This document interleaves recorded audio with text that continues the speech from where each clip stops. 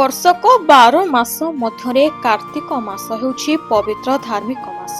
ତେଣୁ ପ୍ରାୟ ଅଧିକାଂଶ ଲୋକ ଏହି ଶ୍ରେଷ୍ଠ ମାସରେ ଆମିଷ ଭକ୍ଷଣ ଠାରୁ ଦୂରେଇ ରହିଥାନ୍ତି।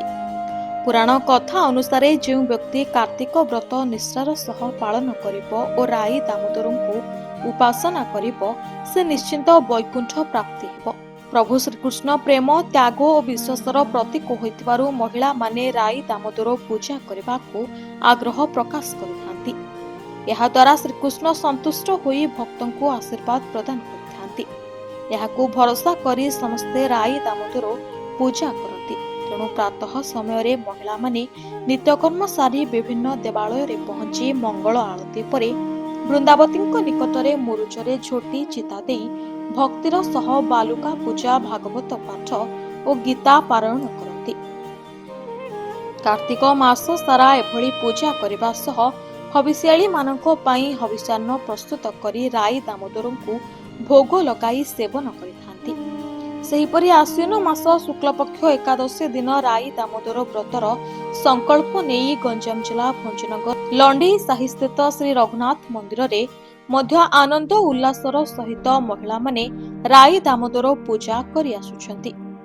ଚଉରାମୂଳେ ସ୍ଥାନୀୟ ମହିଳାମାନେ ପଞ୍ଚ ମୁରୁଜରେ ସୁନ୍ଦର ଚିତା ପକାଇ ନଡିଆ ଗୁଆକୁ ନିଷ୍ଠାର ସହ ପୂଜା କରି ରାଧାକୃଷ୍ଣଙ୍କ ଫଟୋ ରଖି ତୁଳସୀ ଚଉରା ମୂଳେ ପୂଜାର୍ଚ୍ଚନା ପରେ ସୂର୍ଯ୍ୟ ଆଳତୀ, ଦୋଳି ଝୁଲାଇବା, ମୁଣ୍ଡରେ ଦହି ହାଣ୍ଡି ଧରି ଦହି ବିକ୍ରି କରିବା, କୋଳି ବିକ୍ରି, କାଚ ବିକ୍ରି, ବଇଁଶୀ ଚୋରି କରିବା ସହ ଆନନ୍ଦରେ ଗୀତ ନାଚ କରି କୀର୍ତ୍ତନ କରନ୍ତି। ପରେ ନିକଟରେ ଥିବା ଅଁଳା ଗଛ ଓ ବଟବୃକ୍ଷ ମୂଳରେ ପୂଜାର୍ଚ୍ଚନା କରନ୍ତି। ରାଇ ଦାମୋଦର ବ୍ରତ ଦ୍ୱାରା କୋଟି ପୁଣ୍ୟର ଫଳ ମିଳେ ବୋଲି ସମସ୍ତଙ୍କର ବିଶ୍ୱାସ ରହିଛି। ଧନୁଜୟ ନଗରରେ ଧନୁ ଧରି ବସିଛନ୍ତି ରଘୁନାଥ ବୀର। କାର୍ତ୍ତିକ ମହାକାର୍ତ୍ତିକ ମାସର ଅତି ପୁଣ୍ୟ ମାସ। ହବିଷ କରାଳି ମା ମାନେ ଆମର ହବିଷ କରୁଛନ୍ତି। ସଦାବେଳେ ପ୍ରଭୁଙ୍କ ପାଖରେ ଆସି ଚଉରା ପୂଜା କରୁଛନ୍ତି। ଚଉରା ପୂଜାରେ ସମସ୍ତେ ଯୋଗ ଦେଇ ଭଗବାନଙ୍କୁ ସୁସ୍ୱାଗତମ କରିକିରି 3 ଘଣ୍ଟା 4 ଘଣ୍ଟା ବାଲୁକା ପୂଜା କରୁଛନ୍ତି। ଇଏ ଚାଲିଛି ଦାମୋଦର ପୂଜା। ଅତି ପବିତ୍ର ମାସ।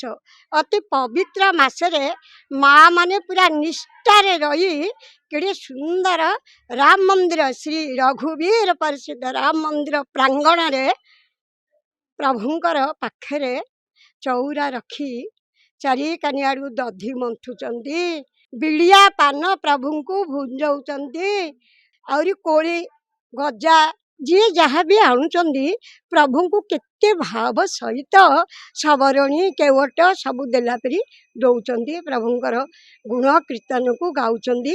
ଇଏ ଦାମୋଦର ମାସରେ କେତେ ପବିତ୍ର ମା ମାନେ ଶ୍ରୀ ରାମ ମନ୍ଦିର ପ୍ରାଙ୍ଗଣରେ ସମସ୍ତେ କେତେ ସୁନ୍ଦର ଭାବରେ ହବିଷ କରାଳି ମାନେ ନାମ କୀର୍ତ୍ତନ କରୁଛନ୍ତି।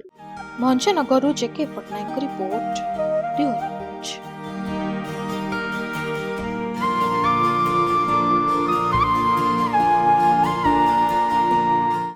जदि आपंक आम भिडी भल लगा तेब आम चैनल को लाइक, शेयर और सब्सक्राइब करने को जमा भी भूलु नहीं।